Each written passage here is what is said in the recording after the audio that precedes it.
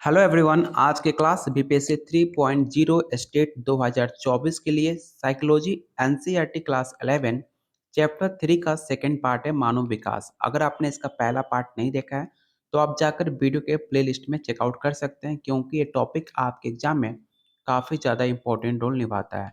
क्योंकि इस टॉपिक से आपके प्रीवियस ईयर क्वेश्चन में 3 से 4 सवाल पूछे गए थे। आप जाकर प्रीवियस ईयर क्वेश्चन को चेकआउट कर सकते हो। अगर आप साइकोलॉजी पेपर 2 की तैयारी करना चाह रहे हैं तो आप लोग के लिए प्रैक्टिस सेट प्लस थ्योरी आपको दिया जा रहा है सिर्फ 200 में, जिसके अंदर आपको 1500 प्लस क्वेश्चन आंसर और साथ में एक्सप्लेनेशन के साथ दिया जा रहा है। अगर आप एनसीईआरटी चैप्टर वाइज क्लास 11 और 12 का क्वेश्चन आंसर चाहते हैं तो सिर्फ 151 में आपको दिया जा रहा है।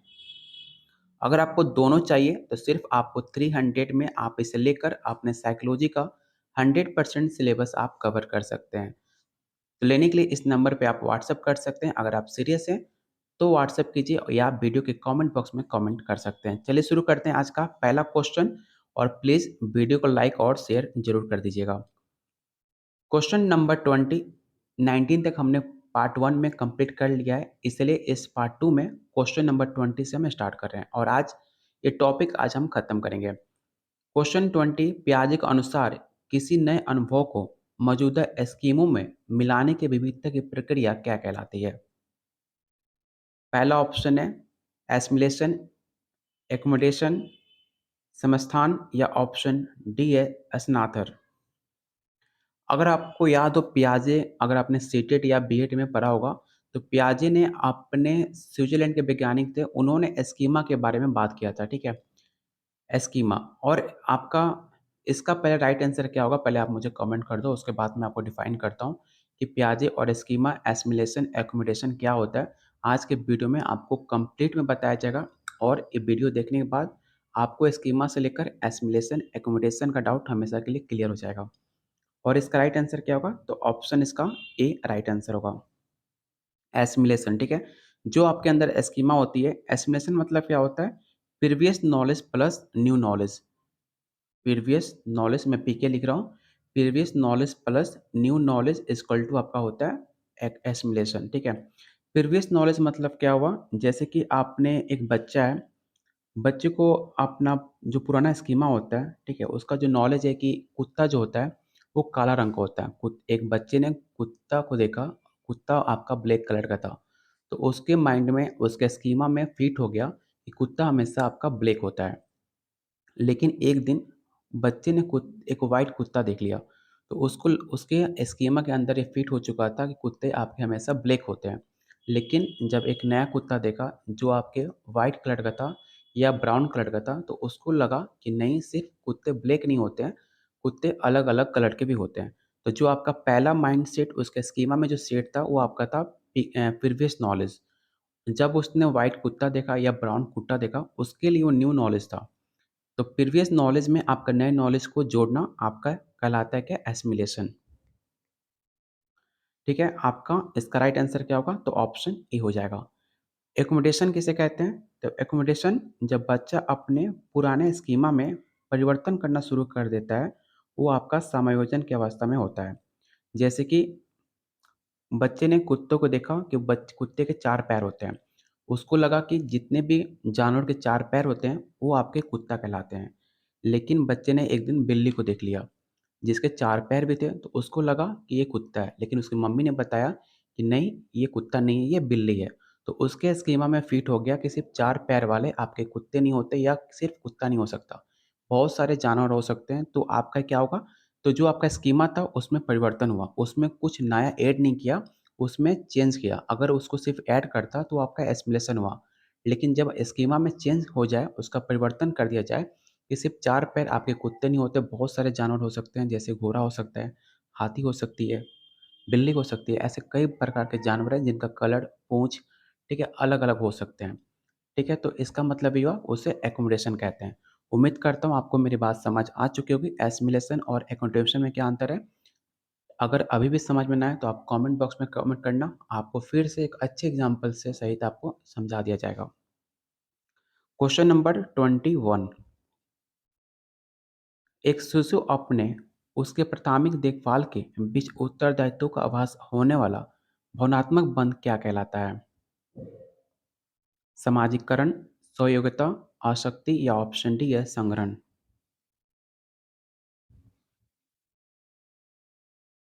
तो इसका राइट आंसर ऑप्शन आपका सी हो जाएगा।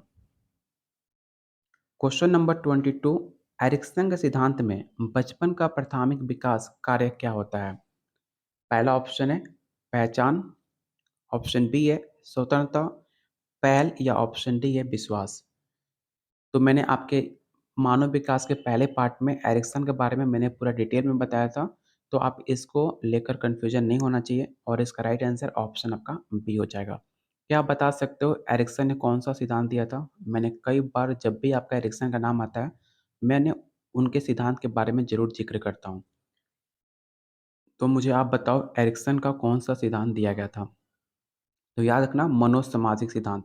ये सवाल आपके बार-बार पूछा जाता है इसलिए मैं इसे बार-बार रिपीट करता हूँ कि एरिक्सन ने मनोसामाजिक सिद्धांत दिया था, जिसके अंतर्गत मनुष्य को बचपन से लेकर वृद्धावस्था तक पहुँचने में 8 चरणों से होकर गुज़रना पड़ता है। इसका मतलब उसका चाहे परिणाम पॉजिटिव हो, चाहे नेगेटिव हो, ठीक है? लेकिन उसको 8 चरण से गुज़रना होता है। एरिक्सन का मनोसामाजिक सिद्धांत सबसे अधिक सामाजिक रिश्ते पर बल देता है। तो सारे चीज़ याद रखना, ऑप्शन इसका बी राइट आंसर होगा। क्वेश्चन नंबर 23, उस चरण को क्या कहा जाता है जिसमें मौजूदा स्कीमों को नई जानकारी को शामिल करने और पुनर्गठित या समायोजित किया जाता है? पुनर्गठित मतलब परिवर्तन। जस्ट मैंने आपको बताया था, अगर ऐसा क्वेश्चन होता कि स्कीमा में नई जानकारी को ऐड करना क्या कहलाता है, तो आपका आंसर होता समानीकरण या एसिमिलेशन। लेकिन स्कीमा में नई जानकारी को ऐड करने के बाद उसको चेंज किया गया, उसको परिवर्तन किया गया, तो उसको हम क्या कहेंगे? तो उसको हम एक्कोमोडेशन कहते हैं। तो ऑप्शन इसका ए राइट आंसर होगा। क्वेश्चन नंबर 24, किस नैतिक विकास के चरण में अंतर्कृत नैतिक सिद्धांतों पर आधारित निर्णय लेने का हिस्सा होता है? आप बताओ इसका राइट आंसर क्या होगा? सबसे पहले तो आपको पता होना चाहिए कि नैतिक विकास किसने दिया था। तो मैंने कई बार बता चुका हूँ, नैतिक विकास सिद्धांत आपके कोलर साहब ने दिया था। तो इसको लेकर कन्फ्यूज़ मत होना। कोलर साहब ने आपके 3 स्टेज बताए थे। कौन-कौन से? तो प्री कन्वेंशन और कन्वेंशन और पोस्ट कन्वेंशनल। पहला आपका लिख लो इसे प्री कन्वेंशनल, जो आपके 0 से 9 वर्ष के बच्चे के बारे में बताया जाता है। दूसरा होता है आपका कन्वेंशनल, जो कि आपके प्रारंभिक वयस्कता से लेकर किशोर अवस्था तक बताया जाता है, जिसके अंतर्गत 9 वर्ष से लेकर आपके 22 ऐज की तक बात की जाती है। एक होता है आपका तीसरा पोस्ट कन्वेंशनल, जिसके अंतर्गत कुछ वयस्क और आपके लास्ट जो स्टेज होते हैं दुर्लभ इंसान, उसके लिए पोस्ट कन्वेंशनल इंसान मतलब पोस्ट कन्वेंशनल स्टेज होता है। ये आपका 3 स्टेज हो गया, ठीक है? जिसके अंतर्गत आपके नैतिक विकास के बारे में बताया गया। इसका आंसर क्या होगा पहले? तो इसका आंसर आपका ऑप्शन सी हो जाएगा। इसका मतलब होता है सामाजिक व्यवस्था बनाए रखना। पश्चकालीन नैतिकता का मतलब होता है सामाजिक व्यवस्था बनाए रखना, जिसके अंतर्गत नैतिक विकास इस चरण में लोग निर्णय लेते हैं कि समाज या विचार करना शुरू कर देते हैं। नियमों का पालन करके अपने कर्तव्य निभाकर और प्राधिकार का सम्मान करके कानून और व्यवस्था बनाए रखने पर ध्यान केंद्रित करते हैं। मतलब लॉ एंड रूल की बातें करने लगते हैं जब आपके पश्चकालीन नैतिकता की बात की जाती है। और ये पश्चकालीन नैतिकता आपके सेकंड स्टेज के अंदर आता है, कन्वेंशनल स्टेज के अंदर आता है, उसका पहला पार्ट में। हर एक जैसे कि 3 स्टेज हो गए, 3 स्टेज में हर और 2-2 स्टेज होते हैं। प्री कन्वेंशनल के 2 स्टेज हैं, कन्वेंशनल के 2 स्टेज हैं और पोस्ट कन्वेंशनल के 2 स्टेज हैं। टोटल आपके 6 स्टेज हो जाते हैं ऐसे करके, जिसके अंतर्गत कन्वेंशनल का पहला पार्ट आपका पश्चकालीन नैतिकता कहा जाता है, जिसके अंतर्गत सामाजिक व्यवस्था बनाए रखने की बात की गई है आपके कॉलर वर्ग के अनुसार। उम्मीद करता हूँ आपके सारे डाउट क्लियर हो चुके होंगे और नैतिक विकास आपके प्रीवियस ईयर क्वेश्चन में 2 से 3 सवाल पूछे गए हैं नैतिक विकास से, आप जाकर प्रीवियस ईयर क्वेश्चन उठा के देख लेना। तो इसका राइट आंसर ऑप्शन आपका सी हो जाएगा। क्या आप बता सकते हो कि कॉलर वर्ग ने किस जानवर पे अपना प्रयोग किया था? अगर पता हो तो कमेंट बॉक्स में इसे कमेंट करना कि कॉलर वर्ग ने किस जानवर पे अपना प्रयोग किया था। जैसे कि स्किनर ने अपना प्रयोग चूहे पे किया था, थॉर्नडाइक ने अपने प्रयोग बिल्ली पे किया था, पियाजे ने अपने प्रयोग अपने बच्चों पे किया था, बंडूरा ने अपना प्रयोग गुड़िया पे किया था। तो ऐसे आपको बताना है कि कोलरबर्ग ने कौन अपना प्रयोग किस जानवर पे किया था। आप लोग कमेंट बॉक्स में ज़रूर बताना, ये सवाल आपके पेपर के लिए काफ़ी इंपॉर्टेंट है। क्वेश्चन नंबर 25, किस सिद्धांत में विकास को जीव जगत के बायोलॉजिक, मानसिक और सामाजिक कारकों के समाज के रूप में प्रभावित होने का ख्याल दिया गया? पहला ऑप्शन है मानसिक सिद्धांत, मनोवैज्ञानिक सिद्धांत, जैविक सिद्धांत या ऑप्शन डी है संज्ञानात्मक सिद्धांत। तो काफ़ी आसान सा क्वेश्चन है, इसको लेकर किसी को कन्फ्यूजन नहीं होना चाहिए। जहाँ भी आपको दिख रहा है क्वेश्चन में बात की जा रही है बायोलॉजी की, मानसिक और सामाजिक कारकों की, जीव जगत के, तो आपका बायोलॉजिकल जो टर्म होता है वो आपके जैविक सिद्धांत के अंतर्गत आता है। तो आपके बायोलॉजिक, मानसिक और ये टर्म देखकर ही आपको आंसर पता हो जाना चाहिए कि इसका आंसर ऑप्शन सी होगा, जैविक सिद्धांत।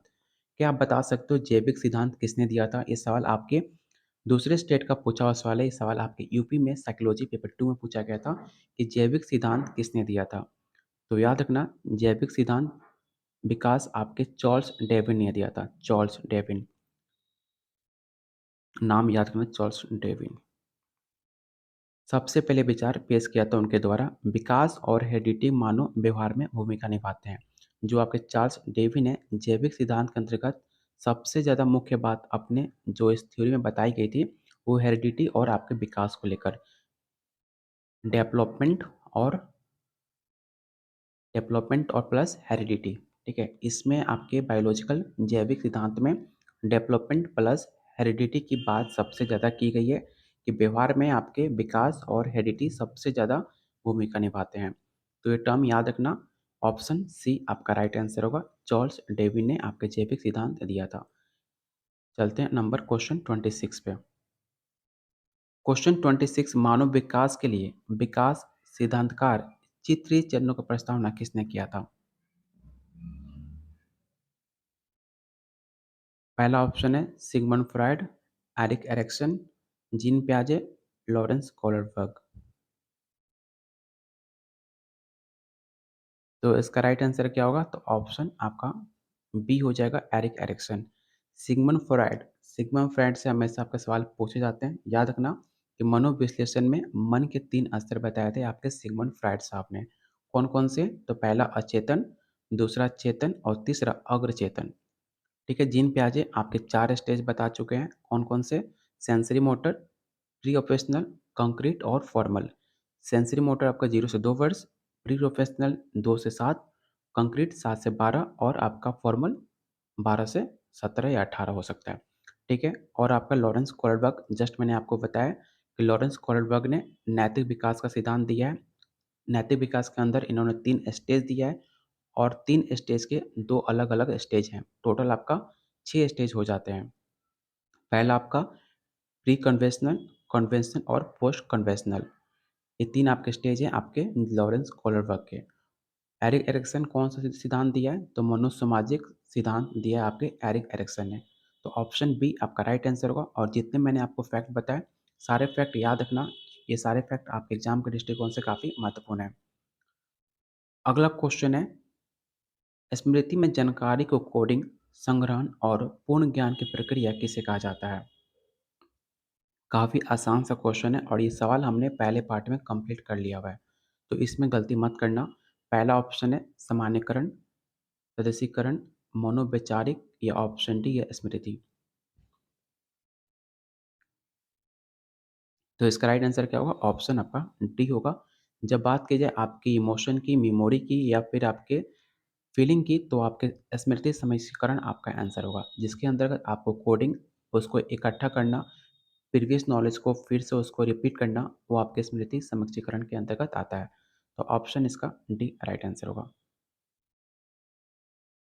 क्वेश्चन नंबर 28, पियाजे के अनुसार वो चरण जिसमें बच्चा प्रतीकों और भाषा का उपयोग करने लगता है लेकिन ये तार्किक तर्क की कमी से होता है, उसे क्या कहा जाता है? तो सबसे पहले बताओ इसका स्टेज कौन सा है? और मैंने आपको जस्ट अभी बताया था कि आपके पियाजे के 4 स्टेज हैं, sensory motor, pre operational, concrete और आपका फॉर्मल।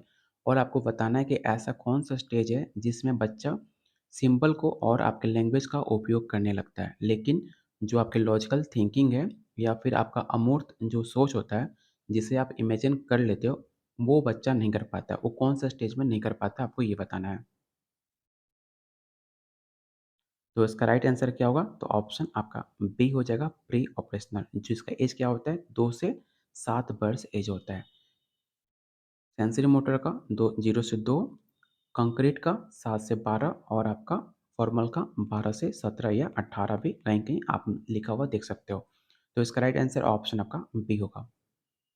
क्वेश्चन 29, कौन सा आसक्ति शैली उन बच्चों की विशेषता जो परिचर्या से दूर होते समय दिखाते हैं लेकिन वापसी पर उनसे संबंधित होने की कोशिश करते हैं? आपको बताना है इसका राइट आंसर क्या होगा। पहला ऑप्शन है सुरक्षित आसक्ति, चिंतापूर्ण, परिहरण या ऑप्शन डी या अव्यवस्थित।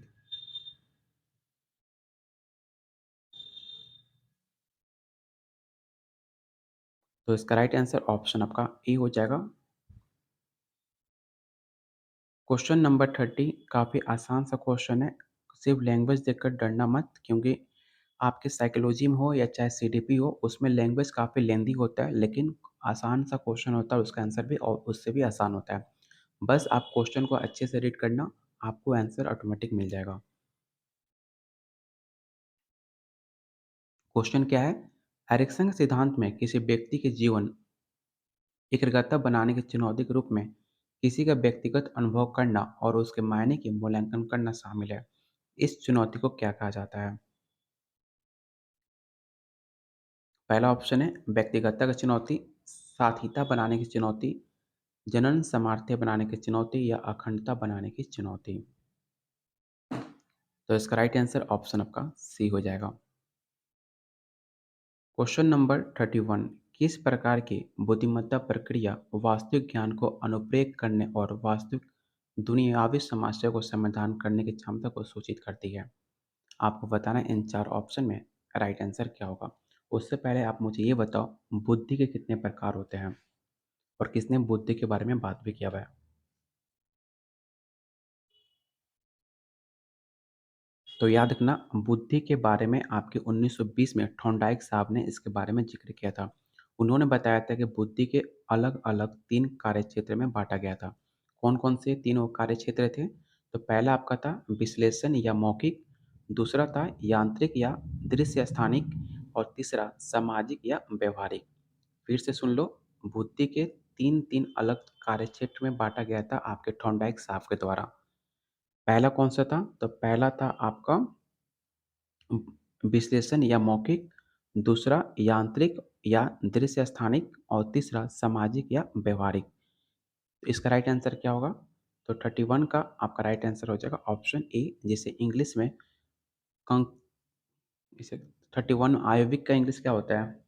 इसको कंपोनेंट बुद्धि कह सकते हो, कंपोनेंट इंटेलिजेंस के नाम से भी जानते हो। कंपोनेंट इंटेलिजेंस, ठीक है? तो ऑप्शन इसका ए राइट आंसर होगा। और जितने लोग वीडियो देख रहे हो प्लीज़ वीडियो को लाइक और शेयर ज़रूर कर देना, क्योंकि मेरा तबीयत ख़राब भी है, तभी आपका एग्ज़ाम काफ़ी पास है, इसलिए आपको वीडियो और अच्छे से कराया जा रहा है कि आपके एग्ज़ाम से पहले हमें क्लास 11-12 सारे चैप्टर का क्वेश्चन आंसर सॉल्व करना है। तो प्लीज़ वीडियो को लाइक और शेयर ज़रूर कीजिए अपने दोस्तों में, अपने ग्रुप्स में। वीडियो को प्लीज़ लाइक करना, जितने लोग देख रहे हो कम से कम उतना लाइक वीडियो पे होना चाहिए। और चैनल को ज़रूर सब्सक्राइब कर लेना अगर आप पहली बार चैनल पे विज़िट कर रहे हो तो। चलते हैं अगले क्वेश्चन पे। अगला क्वेश्चन है, उन्होंने स्व-योग्यता, दिखावट और विश्वासों की मूल्यांकन करके एक स्व-अवलोकन बनाने की प्रक्रिया का वर्णन किया, जो एक व्यक्ति की आत्म-अवलोकन बनाने में शामिल होता है। इस प्रक्रिया को क्या कहा जाता है? क्वेश्चन को अच्छे से रीड करो और आसानी से इसका आंसर बता सकते हो किस बारे में बात की जा रही है। बात किया जा रहा है आपके स्व-अवलोकन की, खुद को बारे में, खुद की योग्यता के बारे में, खुद को दिखावट और विश्वासों को मूल्यांकन करना। ये सब कुछ आपके स्व-महत्व के अंतर्गत आता है। तो ऑप्शन इसका बी राइट आंसर होगा। क्वेश्चन नंबर 33, कौन सी बुद्धिमत्ता प्रक्रिया सीखने और अन्य के अनुकरण करने की विधि बताती है या होती है? पहला ऑप्शन है श्रेणित संशोधन, ऑप्शन बी है अप्रमाणी संशोधन, सामाजिक सीख या ऑप्शन डी है मानसिक असंतुलन। तो इसका राइट आंसर ऑप्शन आपका सी होगा। सामाजिक जो आप कुछ भी सीखते हो, अनुकरण जहाँ भी वर्ड है, इसका मतलब ये होता है किसी एक दूसरे से हम सीखते हैं, उसका अनुकरण करते हैं या उसका कॉपी करते हैं। अगर आप भाषा सीखते हो, अगर आपका जन्म हो गया, अगर आपसे कोई बात ना करे, छोटे से बच्चे जब होते हैं, अगर उनसे कोई बातचीत ना करे तो भाषा कभी नहीं सीखेंगे। क्योंकि जब आप समाज में या फिर आप बच्चे से जब बोलते हो, बच्चे जब भाषा को सुनते हैं, देखते हैं, तब उसका अनुकरण करते हैं। ये सब चीज़ आपके सामाजिक सीख के अंतर्गत आती है, समाज के अंतर्गत आता है। तो ऑप्शन इसका सी राइट आंसर होगा। Question number 34। किस परिप्रेक्ष्य के व्यक्तिगत विकास को जैविक, मानसिक और सामाजिक कारकों के समान प्रभावित होने की महत्वपूर्ण पर बल दिया जाता है? अगर आप मेरी बात ध्यान से सुनते हो, कई बार मैं बता चुका हूँ।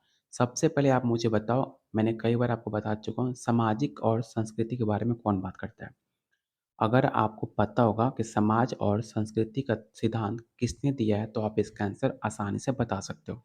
और मैंने आपके जितने भी प्रैक्टिस सेट होते हैं, जब भी लेव ओगेट्सी का नाम आता है, मैं कई बार बता चुका हूँ कि लेव ओगेट्सी आपके समाज और संस्कृति की बात करते हैं, जिसे आप इंग्लिश में सोशल कल्चर के नाम से जानते हैं। जब भी आप सोशल कल्चर वर्ड देखना या सामाजिक कारकों की या सामाजिक संस्कृति जब भी वर्ड लिखा हो, तो इसका राइट आंसर ऑप्शन आपका डी हो जाएगा, हमेशा आपका डी होगा। तो याद रखना, ऑप्शन इसका डी राइट आंसर हो जाएगा। अच्छा, अल्बर्ट बंदूरा ने कौन-सा सिद्धांत दिया था, ये भी बता दो? क्योंकि मैंने मैक्सिमम बच्चे अल्बर्ट बंडूरा और लेव वागिट्स के सिद्धांत में कन्फ्यूज होते हैं, क्योंकि दोनों का सिद्धांत काफ़ी एक दूसरे से रिलेटेड है, काफ़ी उनका नाम मिलता जुलता है। तो इसको लेकर काफ़ी बच्चे को कन्फ्यूजन होता है। तो याद रखना, अल्बर्ट बंडूरा ने सामाजिक अधिगम का सिद्धांत दिया था। ठीक है, सोशल लर्निंग। इंग्लिश में लिख देता हूँ, क्योंकि सोशल लर्निंग जब इंग्लिश में देखोगे तो काफ़ी वर्ड का डिफरेंट है, तो आप आसानी से समझ सकते हो। और आपके लेव वागिट्स का कौन सिद्धांत था? Social culture. अल्बर्ट बंडूरा आपके अधिगम के बारे में बात करते हैं और आपके लेव ओगेट्सी किसके बारे में बात करते हैं? तो आपके कल्चर के बारे में बात करते हैं। उम्मीद करता हूँ आपको कन्फ्यूजन आगे से नहीं होना चाहिए। तो ऑप्शन इसका डी राइट आंसर होगा। Question number 35। किसी समस्या को हल समझने की एकाएक समझ को क्या कहते हैं? काफ़ी आसान सा क्वेश्चन है, आप बताओ इसका राइट आंसर क्या होगा? अगर किसी समस्या को एकाएक समझ को अंतर्दर्शन कहते हैं, तो ऑप्शन ए आपका राइट आंसर होगा। एक योजना कुछ नहीं होता है, ऐसा कुछ होता नहीं है एक योजना।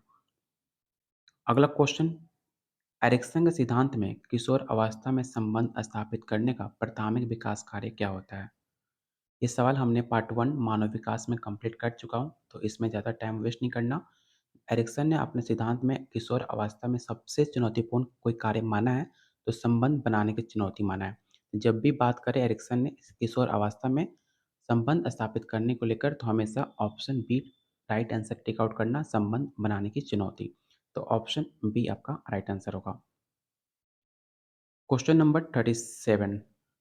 कोलर वर्ग के अनुसार नैतिक तर्क का वो स्तर जिसमें नियमों का पालन करने और सजा से बचने की आधारित होती है, उसे क्या कहा जाता है?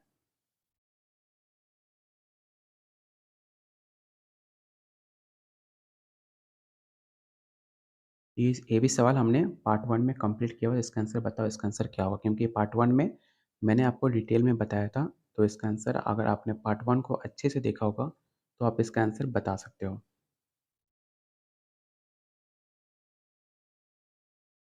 तो इसका राइट आंसर क्या होगा? तो इसका राइट आंसर हो जाएगा ऑप्शन आपका ई हो जाएगा, पूर्व सार्वजनिक नैतिकता, जिसके अंतर्गत डिसीजन मेकिंग को लेकर आपके पालन करने और सज़ा से बचने के बारे में बात की गई है। जैसे कि अगर बच्चा क्लास में, अगर आप उसको बोलते हो कि आप टॉप करोगे तो आपको मिठाई मिलेगी, तो बच्चा क्या करता है, उसको पालन करता है, उसको रूल को, आपके नियमों को पालन करता है टॉप करने के लिए। क्योंकि उसके अंदर आपके लालच और आपको सज़ा से बचने की आधारित होती है। अगर आप बोलोगे, अगर कोई क्वेश्चन बच्चे को देते हो, अगर आप उसे बोलो, अगर आप इस क्वेश्चन का आंसर नहीं बता पाओगे, तो आपको 2 थप्पड़ पड़ेगी या फिर 2 डंडे पड़ेंगे। तो बच्चा क्या होता है, सज़ा से बचने के लिए आपके क्वेश्चन को याद कर लेता है। तो ये सिद्धांत किसके अंतर्गत बताया गया था? तो नैतिक विकास के अंतर्गत बताया गया था, आपके कोहलरबर्ग के अनुसार। कौन-सा स्टेज था वो आपके? तो आपके कोहलरबर्ग के 3 स्टेज थे, जस्ट मैंने आपको 2 बार बता चुका हूँ। फिर से बताता हूँ, प्री कन्वेंशनल का पहला स्टेज था नियमों का पालन करना और सज़ा से बचने की, जिसके अंतर्गत आपके सज़ा से बचने के लिए कॉलर वर्क ने इसके बारे में अच्छे से समझाया हुआ है। तो 3 स्टेज होते हैं, प्री कन्वेंशनल, कन्वेंशनल और पोस्ट कन्वेंशनल, और ये क्वेश्चन आपका पहला स्टेज का पहला पार्ट है आपका प्री कन्वेंशनल का, इसे भी याद रखना। इसका राइट आंसर ऑप्शन आपका ए हो जाएगा। क्वेश्चन नंबर 38, किस प्रकार की स्मृति में विशिष्ट घटनाओं और अनुभवों को याद करने की प्रक्रिया शामिल है? सार्थक स्मृति, प्रक्रियात्मक स्मृति, या ऑप्शन सी कलात्मक स्मृति, या ऑप्शन डी निहित स्मृति। तो इसका राइट आंसर ऑप्शन आपका सी हो जाएगा। क्वेश्चन नंबर 39, और फिर से आपसे क्वेश्चन रिपीट है, तो इसमें आपको बताना इसका राइट आंसर क्या होगा। विद्यमान स्कीमों में नई जानकारी को फिट करने और समायोजित करने की प्रक्रिया क्या कहलाती है? सामान्यीकरण, एसिमिलेशन और एकोडोमेशन। जस्ट मैंने आपको बताया था इसका राइट आंसर क्या होगा। जब भी आपके स्कीमा में सिर्फ नई जानकारी को फिट करने की बात की जाए, तो आपका राइट आंसर क्या होगा? एसिमिलेशन। और उसमें जब बात की जाए स्कीमा में नई जानकारी को फिट करने के लिए समायोजित किया जाए, उसको परिवर्तन किया जाए, तो इसका राइट आंसर क्या होगा? एकोमोडेशन। तो इसका राइट आंसर क्या होगा? तो ऑप्शन बी एकोमोडेशन होगा, क्योंकि आपके स्कीमा में फिट करने के बाद उसको परिवर्तन किया जा रहा है, उसके प्रीवियस नॉलेज को उसके स्कीमा में चेंज किया जा रहा है। तो स्कीमा में जब चेंजिंग होगा, जब उसको परिवर्तन किया जाएगा, तो आपका राइट आंसर होगा एकोमोडेशन, जिसके आपके बारे में पियाजे साहब बात करते हैं, जो कि स्विट्ज़रलैंड के वैज्ञानिक माने जाते हैं। तो ऑप्शन इसका बी राइट आंसर होगा। जब तक आप क्वेश्चन को बार-बार रिपीट करके नहीं देखोगे, बार-बार आप क्वेश्चन को नहीं बनाओगे, आपके सारे कांसेप्ट क्लियर नहीं होंगे। आप सिर्फ़ सोचोगे, सिर्फ़ पेपर देने के टाइम आपको सारा क्वेश्चन याद कर लोगे, याद करोगे फिर एग्ज़ाम टाइम भूल जाओगे। इसलिए हर एक क्वेश्चन को रिलेट करके पढ़ाई करो, ऑटोमेटिक आपको हमेशा के लिए आपके पेपर में, आपके माइंड में सेट हो जाएगा। क्योंकि सिर्फ़ आपको बीपीएससी के लिए क्लियर नहीं करना है, अगर आपका प्लानिंग आगे की है, नेट जेआरएफ क्वालीफाई करने की या फिर आगे और कुछ बनने की, तो आपको ऐसे ही पढ़ना पड़ेगा। क्योंकि आप जब तक सिर्फ़ क्वेश्चन आंसर याद करोगे, तो आपके हो सकता है आप सिर्फ़ एग्ज़ाम पास करके आराम से बैठ सकते हो। लेकिन लाइफ़ में कुछ बड़ा करना है, तो हर एक चीज़ रिलेट करके पढ़ो, सिर्फ़ क्वेश्चन आंसर याद मत करो, उसके पीछे जो रीज़न होते हैं, उसका जो पीछे रीज़निंग है, उसको भी समझने की कोशिश कीजिए। काफ़ी आपका लाइफ़ काफ़ी अच्छा होगा और आपके नॉलेज में काफ़ी ज़्यादा सुधार होगा। क्योंकि साइकोलॉजी एक ऐसा सब्जेक्ट है, जिसमें आपका मन लगता है। और भी अदर सब्जेक्ट जैसे आपका सोशियोलॉजी हो गया, ये सब सब्जेक्ट थोड़ा-सा बोरिंग है। लेकिन आपका साइकोलॉजी ऐसा सब्जेक्ट है, जिसमें जितना आप पढ़ोगे, उतना आपका मन लगेगा। क्योंकि काफ़ी इंटरेस्टिंग सब्जेक्ट है। इसलिए मैं आपको कह रहा हूँ कि अच्छे से पढ़ो, अच्छे से सब कुछ जो मैं कह रहा हूँ उसे ध्यान से सुनो। कोई भी क्वेश्चन में डाउट होता है, क्वेश्चन नंबर मेंशन करके आप मुझसे पूछ सकते हो। मेरे तरफ से हर प्रयास रहता है कि आपको अच्छे से समझ में आए। जितना मेरे तरफ से एफर्ट हो सकता है, मैं आपको डिलीवर करने की कोशिश करता हूँ। तो इसका राइट आंसर ऑप्शन आपका बी हो जाएगा। चलते हैं क्वेश्चन नंबर 40 पे। क्वेश्चन नंबर 40 है, कौन सी आसक्ति शैली एक शिशु और उसके प्राथमिक देखभाल के बीच भावनात्मक संबंध को सूचित करता है? बताइए इसका राइट आंसर क्या होगा? तो इसका राइट आंसर ऑप्शन आपका ए हो जाएगा, सुरक्षित आसक्ति। क्वेश्चन नंबर 41, किस प्रकार के परमाणु में बच्चे किसी सामग्री का औद्योगिक विकास करते हैं?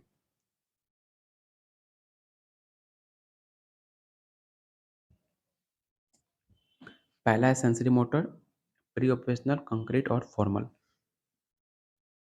तो इसका राइट आंसर क्या होगा? तो ऑप्शन आपका ए राइट आंसर होगा। सेंसरी मोटर आप देखना, बच्चे जब 0 से 2 वर्ष के होते हैं, उनका जो माइंड होता है काफ़ी ज़्यादा तेज़ होता है, मतलब जो उनकी मेमोरी होती है काफ़ी फ़ास्ट होती है। अगर आप बच्चे को कुछ भी बोलते हो, वो बच्चा काफ़ी ज़्यादा जल्दी कैप्चर करता है। इतना तेज़ दिमाग आपके कभी भी नहीं होता। जितने बचपन में आपका जो तेज़ दिमाग होता है, सबसे ज़्यादा आपका दिमाग तेज़ कब होता है? तो आपके बचपन में होता है, 0 से 2 वर्ष में। क्योंकि आप बच्चे को जो भी सिखाओगे, आप सबसे ज़्यादा बच्चा जल्दी सीख जाता है। उसके बाद दिमाग कब तेज़ होता है आपका? तो आपका होता है कंक्रीट में। कंक्रीट नहीं, फॉर्मल में होता है। जब आप किशोरावस्था पीरियड में जाते हो, तब आपका माइंड और ज़्यादा तेज़ होता है। जब आप अपनी तरफ से जितना एफर्ट डालते हो, सब कुछ आपके मेमोरी में सेट हो जाता है। लेकिन अगर क्वेश्चन में पूछ ले कि सबसे ज़्यादा आपका दिमाग या मेमोरी कब तेज़ होती है, तो आपके 0 से 2 वर्ष में सबसे ज़्यादा तेज़ होता है। तो ऑप्शन इसका ए राइट आंसर होगा। Question number 42। एरिक्सन के सिद्धांत में बुढ़ापे की आत्मिक संक्षिप्त और इसके मायने के मूल्यांकन करने में प्रक्रिया किसे कहा जाता है? आपको पता है इसका राइट आंसर क्या हो जाएगा? तो इसका राइट आंसर ऑप्शन आपका सी हो जाएगा, उत्तरदायिता बनाने की चुनौती। तो ऑप्शन सी आपका राइट आंसर होगा। Question number 43। उस प्रक्रिया को क्या कहा जाता है जिसमें हम देखकर और नकल करके सीखने की प्रक्रिया समझते हैं? तो जस्ट मैंने आपको अच्छे से डिफाइन किया था। अगर आपको डिफिनेशन याद आ रहा हो कि कब हम एक दूसरे को देखकर सीखते हैं या नकल करके सीखते हैं, उसको क्या कहते हैं? पहला ऑप्शन है सिंगारिक शिक्षा, स्वर्ण शिक्षा, सामाजिक सीख, या ऑप्शन डी है मानसिक संतुलन। तो मैंने आपको जस्ट बताया था कि जो भी आप नकल करके या देखकर सीखते हो, वो कब सीखते हैं? सामाजिक। जब आप समाज में रहते हो, तो हर एक चीज़ एक दूसरे को देखकर या उससे मोटिवेट होकर वो चीज़ सीखते हैं। चाहे आप पढ़ना हो, चाहे खेलना हो, चाहे कूदना हो, चाहे कुछ गलत काम करना हो या अच्छा काम करना हो। हर चीज़ हम एक दूसरे को देखकर, समाज से देखकर उसको नकल करते हैं। ठीक है? तो ये बिल्कुल मत भूलना, इसका राइट आंसर ऑप्शन आपका सी हो जाएगा। और शायद आज का लास्ट क्वेश्चन है आपका, आपको बताना है इसका आंसर क्या होगा। कौन-सा विकास के चरण में जिनागन की पगडंडी और सफ़ेद बालों जैसे शारीरिक परिवर्तन शामिल होते हैं? ये सवाल हमने पार्ट 1 में कंप्लीट कर लिया है। इसका राइट आंसर क्या होगा? तो ऑप्शन आपका सी हो जाएगा, क्योंकि इसके बारे में ज़्यादा बात नहीं करेंगे, क्योंकि इस क्वेश्चन पे हमने पार्ट 1 में अच्छे से बात किया हुआ था। तो इसका राइट आंसर ऑप्शन आपका सी हो जाएगा। यहाँ पर आपका चैप्टर आपका खत्म होता है। ठीक है? ये चैप्टर मानव विकास जो आपका था, इसमें से आपके प्रीवियस ईयर क्वेश्चन में 3 से 4 सवाल आपके पूछे गए थे, और इस बार हो सकता है ये सवाल आपके नंबर ऑफ क्वेश्चन बढ़ भी सकते हैं, क्योंकि ऐसा टॉपिक है जो आपके एग्ज़ाम में बड़ा इम्पोर्टेंट रोल निभाता है। इसमें काफ़ी इम्पोर्टेंट क्वेश्चन भी है, तो हो सकता है कि आपके नंबर ऑफ क्वेश्चन आपके पेपर में ज़्यादा देखने को मिल सकता है। इसलिए इस चैप्टर को अच्छे से कंप्लीट करना। कोई भी क्वेश्चन में डाउट होता हो, आप क्वेश्चन नंबर मेंशन करके आप कमेंट बॉक्स में पूछ सकते हो। और प्लीज़ लाइक और शेयर कमेंट में कुछ लिखा करो। अगर आप लोग के लिए इतना मेहनत किया जा रहा है, तो कम से कम एप्रिशिएट आप करोगे तो मुझे अच्छा लगेगा। तो जितने लोग वीडियो देखते हो, कम से कम एप्रिशिएट करना एक वर्ड होता है जो आपको करना चाहिए। और प्लीज़ वीडियो को लाइक शेयर ज़रूर कर देना। और उससे पहले आपको बता दें, अगर आपको 1500 प्लस क्वेश्चन आंसर थ्योरी चाहिए, तो सिर्फ आपको 200 पेमेंट करना होगा। अगर आपको एनसीईआरटी क्लास चैप्टर वाइज 11-12 का क्वेश्चन आंसर चाहिए, जो अभी हम कर रहे हैं, तो सिर्फ उसके लिए आपको सिर्फ 151 पेमेंट करना होगा।